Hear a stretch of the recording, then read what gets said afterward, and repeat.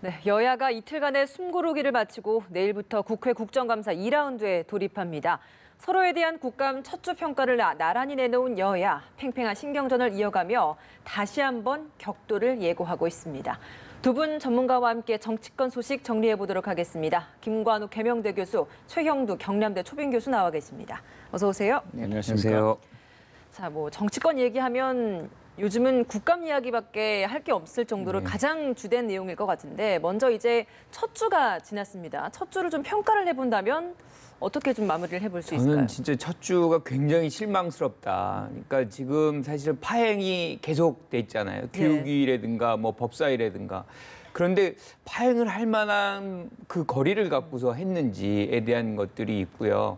사실은 국감이라는 것이 입법부가 사법부, 행정부를 견제하는 아주 중요한 수단이고 그걸 통해서 1년 동안 얼마나 잘했는지 못했는지 이거를 규명하라는 국민의 어떤 명령을 받아서 하는 건데 이걸 자의적으로 한다 안 한다. 그러면 미소를 짓는 건 누구겠어요? 피감기관인 행정부나 뭐 사법부가 되는 거고 실질적으로 검증이 안 되니까 계속해서 문제를 또 재발, 제3, 제4 이렇게 발생할 수 있는 환경적 요인을 스스로가 즉 입법부가 만들어내는 것이기 때문에 저는 그런 부분에서는 굉장히 실망스럽다. 일주일이. 근데 뭐 그 다음 또 뭐 지금 한 달, 한 달이 남아 있으니 3주가 남아 있으니까 거기에 좀 더 충실해 주길 바랍니다. 첫 주는 굉장히 좀 실망스러웠다라고 평을 해주셨는데 교수님께서는 어떻게 좀 평가를 하시겠습니까? 지금 첫 주가 대개는 이제 본부입니다. 각 부처하고 그다음에 주요 이제 산하기관이었고 둘째 주는 되게 지방 행정기관, 지방의 이제 산하기관이나 또 지방자치단체, 지방교육청 뭐 이런 것을 하게 되기 때문에 좀 더 강론으로 가겠죠. 그래서 강론으로 갈 텐데 강론으로 가면은 좀 더 생활과 관련된 정책들이 좀 더 다뤄지길 바랍니다. 그런데 우리 교수님도 말씀하셨지만 이 사실 참 이 국정감사제도 한번 되돌켜봐야 됩니다. 이게 저 10월 유신 때 없어졌다고요? 없어졌다가 88년에 민주화 이후에 그때 부활된 겁니다. 근데 당시에 그 정부가 행정부가 힘이 있던 당시에 이제 권위주의 정부 시절이죠. 독재에서 이제 권위주의로 넘어가던 시기인데 국회에서 이제 국회를 이제 무슨 비판자가 감시자가 아니라 자꾸 국정을 교란하거나 뭐 이런 이제 적대적인 세력을 봤기 때문에 그 기간을 딱 20일로 한정해놨던 겁니다. 처음에는 2주로 했다가. 근데 지금은 상당히 민주화돼 있고 또 여러 가지 그 국정 감시도 활발한데 국회가 일부러 20일을 정해놓고 여기에 갖춰서 국정을 조사하거나 감사할 필요가 없습니다. 언제든지 국회에서 장관들을 부르고 소단위 소위에서 청문회도 가능하고 한데 이걸 20일이라는 테두리에 갖춰놓고 온 공무원, 나는 걱정이 사실 이럴 때 국가적 위기 사태가 온다면은 온 부처가 지금 여기에 매달려 있거든요.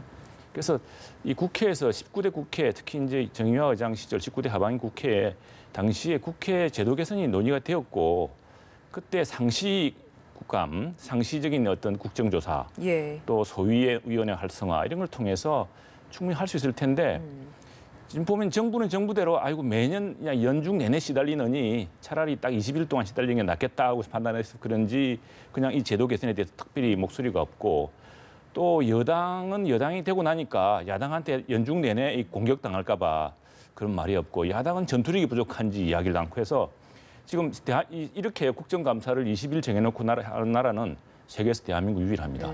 미국도 안 이러고요. 그다음에 일본은 더더욱 안 그러고요. 영국도 안 그러고 우리나라만 이렇게 하고 있습니다. 이게 그러다 보니까 서로 텔레비전에 뭐 또 신문에 한 줄 더 날려고 의원들끼리 이상한 소품 경쟁을 벌이고 기행을 또 일삼고 상당히 우리 민주주의 수준에서 볼 때는 좀 반성해야 되고 2주차에서는 아무튼 좀 이제 구체적인 생활 단위로 내려가니까 근데 경기도 가지 않습니까? 그럼 경기도 국감 같은 경우에 지금 뭐 청년연금 문제, 국민연금 청년가입 문제 이런 게 있기 때문에 좀 더 실질적인 정말 감사가 이루어지고 정책 토론이 이루어졌으면 좋겠습니다. 국감 제도 개선에 대한 좀 근본적인 문제까지 좀 지적을 해주셨는데 그래도 우리가 이제 여야 각각 그래도 이것만큼은 그래도 잘한 것 같다라는 걸 또 꼽아봐야 되지 않겠습니까? 좀 하나 꼽아본다면 좀 어떤 게 있을까요? 일주일 동안요? 사실 뭐 잘한 거라고 이렇게 인식되는 게 없어요. 그런데 하나 딱 있더라고요. 박용진 의원이 이제 한 것인데 비리 유치원이죠. 이 부분은 사실은 저는 많은 학부형들이 사실은 뭐 우리가 이제 아이들을 낳고 이럴 때 학비 그게 가장 크잖아요. 그런데 유치원을 보내느냐 마느냐. 우리 어렸을 때만 해도 유치원을 가는 학생과 가지 못하는 학생들이 많았어요. 이게 워낙 비싸기 때문에. 근데 이런 부분도 여전히 작용을 하고 있는데 그게 이제 2조 원을 정부에서 지원을 하고 있거든요. 그런데 여기에서 거의 한 300억에 가까운 재정이 사실은 우리 세금인데요. 이게 아주 남용이 되고 이 유치원들에 의해서 아주 쓰여지면 안 되는 그런 영역으로 많이 쓰여진 것들이 드러났는데 이런 것들이 사실 저는 국회의원들이 국정감사에서 해야 되는 거라고 생각을 해요. 그래서 국민들이 고통받고 어렵고 불만스러운 영역이 왜 그랬는지를 파악해서 그걸 규명하고 예. 재발 방지를 시키는 이것이 국회의원들이 국정감사에서 해야 되는 건데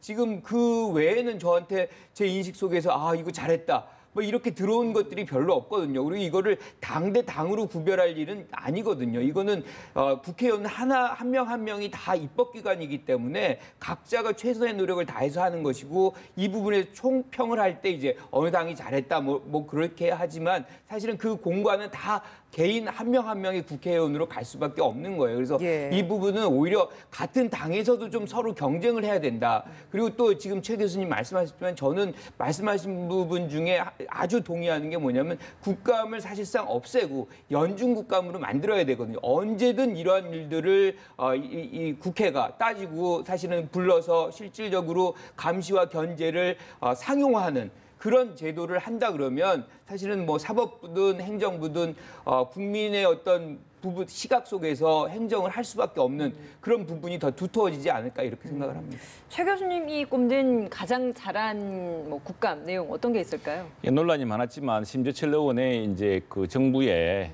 기밀비라든가 여러 가지 카드 사용 내역을 공개한 거는 어쨌거나 지금까지 공개되지 않았던 부분을 펼쳐놓은 것이고 또 그래서 정부로 하여금 또 청와대로 하여금 그 사용 내역에 대해서 좀 더 엄밀한 어떤 기준을 이제 마련하게 될 테고요. 또 하나는 야당의 총평을 보면은 야당에서는 에너지 정책 문제, 원전 정책의 실패 이런 문제를 잘 지적했고 그다음에 일자리 정책의 문제. 왜 일자리 정부였는데 일자리가 나빠지고 뭐 그건 지금 야당이 잘했다기보다는 통계 지표가 아주 지금 정부에게 불리하게 나오고 있습니다. 또 하나는 이제 그 최저임금 실태조사, 소상공인 실태조사를 해놓고 중소기업 벤처부가 속여서 그걸 발표를 하지 않았어요. 뭐 그런 걸 하나 폭로한 거 이런 등등은 뭐 소소하게 하나 기억되는 부분이고 여당은 뭐 지금 보니까 박용진 의원 뭐 이야기를 했습니다만 여당은 이번에 국정감사의 4대 모토가 있더라고요. 보니 그게 민생, 평화, 경제, 개혁입니다. 그렇죠. 근데 이제 이 여당은 국회지 않습니까? 그럼 입법부고 또 행정부를 감시하는 기관이거든요. 그러면은 이 지금 행정부가 모자라니까 정책이 실패하고 있고 그래서 민생이 어려워지고 있는 거 아니겠습니까? 그럼 그런 부분에서 좀 호된 질책이라든가 아니면은 뭐 호통만 쳐서는 안 되고요. 뭐 호통이라는 것은 뭐 그 호통보다 더 중요한 것은 정책의 실태에 대한 왜 이게 실패하느냐.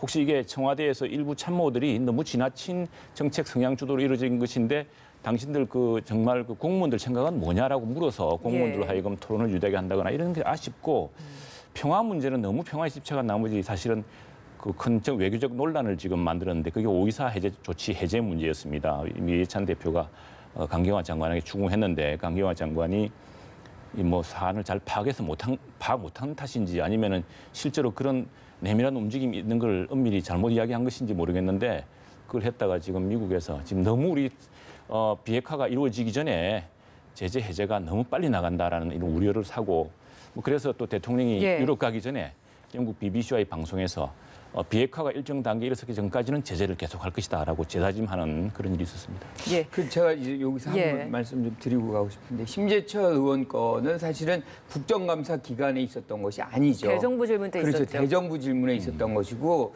사실은 제가 심재철 의원께도 드리고 싶은 말씀이 그러한 부분들을 국정감사 기간에 했다 그러면 훨씬 더 설득력이 있고 절차적으로도 하자가 덜했을 텐데 이거를 뭔가 일회성 폭로성으로 계속해서 하나하나 이렇게 하는 거는 사실은 굉장히 선정적이죠. 그리고 이게 어떻게 보면 정치적 안정성을 떨어뜨리는 그런 측면이 있기 때문에 오히려 뭐 주어진 시간에 본인이 훨씬 더 활용을 할 수 있었을 텐데 그래서 오늘 15일 날 기재부에서 지금 이제 이 기재위원회가 이제 있잖아요. 국정감사가 아마 김동연 장관과 다시 만날 것 같은데 그때에서 어떻게 이제 또 업무 추진비 관련해서 얘기가 될지 그게 이제 관심이 있어요. 잠깐 제가 한 말씀 더 보태면은 그 아마 국정감사 하려고 했을 겁니다. 국정감사를 위해서 자료를 다 청구할 수가 있고 대정부 질문을 위해서 그런 자료를 다 청구하는 건 아닌 것 같고요. 근데 왜 대정부 질문이 그게 나왔냐 그러면은 뭐 정확한 기록을 위해서 드리는 말씀은 검찰이 압수수색을 했습니다. 의원실을. 이제 그것 때문에 이게 정치적 쟁점화가 됐던 것이죠. 그래서 저도 그런 정치적 쟁점화 없이 국정감사에서 장관을 앞에 두고 이 문제 그러면 왜 시스템상 그런 문제가 생겼는지부터 예.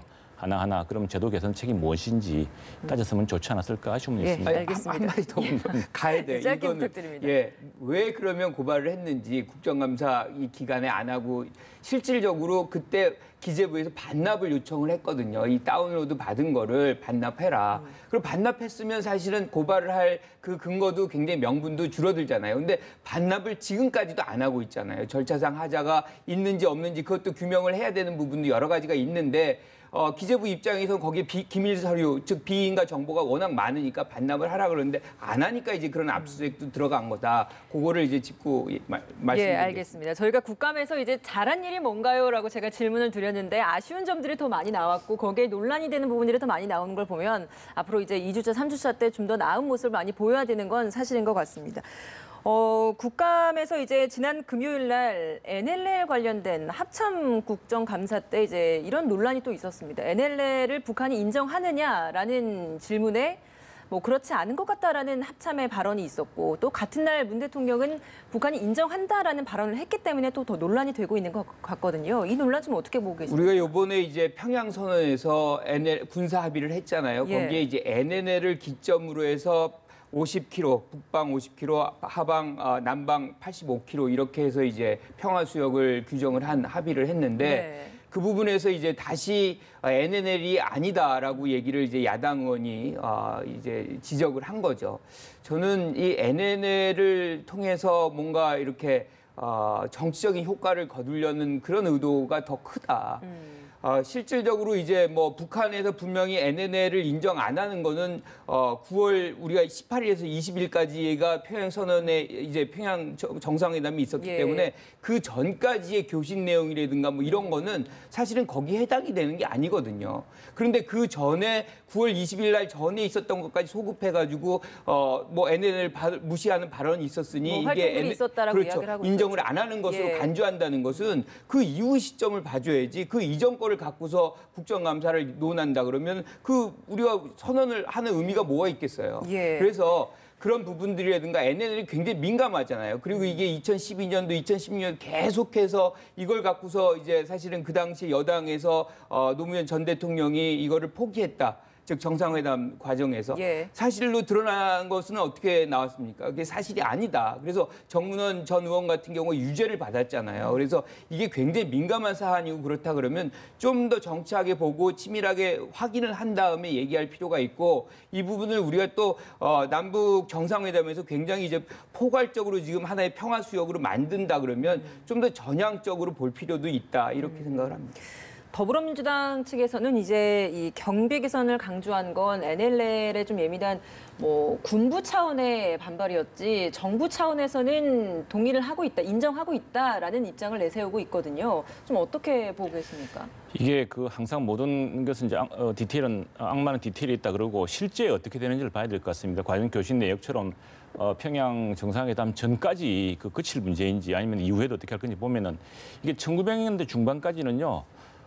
NLL 북한도 받아들였습니다. 왜냐하면 NLL이라는 게 사실은 제해권을 다 뺏긴 상태에서 당시에 연합사령관이었던 클라크 장군이 이제 그 유엔군과 국군이 더 이상 북쪽으로 더 이상 접근하지 말라고 사실을 보호해 준 거거든요.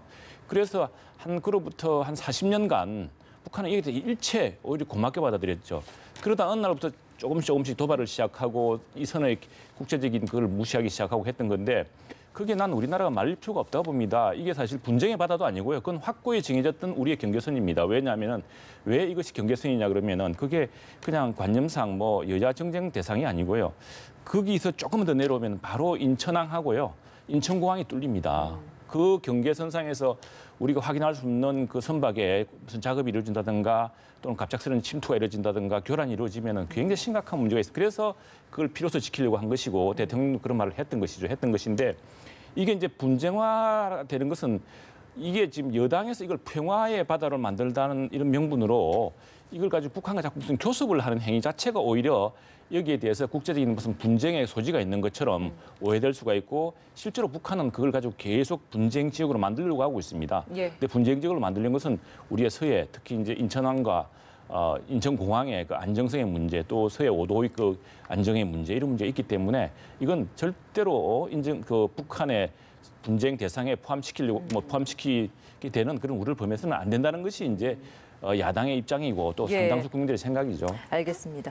이제 내일부터 다시 2차전 국감 2라운드에 돌입하게 되는데 아무래도 이제 각 지방자치단체별로 좀 내려간다고 했으니까 쟁점이 되는 부분들은 좀 더 디테일해질 것 같긴 해요. 가장 쟁점이 되는 부분이라고 하면 아무래도 좀 경기도 국감이 아닐까라는 생각이 들거든요. 그렇죠. 경기도 국감이 이제 최근에 이재명 지사가 굉장히 논란이 많이 되고 네. 있어서 아마 국감장에서 상당 부분 그런 어떤 행정과 좀 무관한 네. 그런 다른 내용의 것들, 인신상의 것들, 뭐 예컨대 친형을 뭐 강제로 입원시킨다는 것, 그래서 이제 압수수색을 받았지 않았습니까? 그래서 이제 그런 것 등등의 것들로 정치 이슈화하려는 그런 야당 측에서 그런 생각이 있을 수 있겠다라고 생각을 합니다. 그래서 예. 그렇지만 이제 중요한 거는 국민들은 그걸 알고 싶은 건 아니거든요. 경기 도정을 어떻게 잘할 것이며 어떤 문제점이 있는지 그걸 정확하게 지적을 하고 고쳐나가게끔 그리고 비전을 제시하게끔 이렇게 도지사를 이끌어가는 그런 국정감사가 돼야 되겠죠.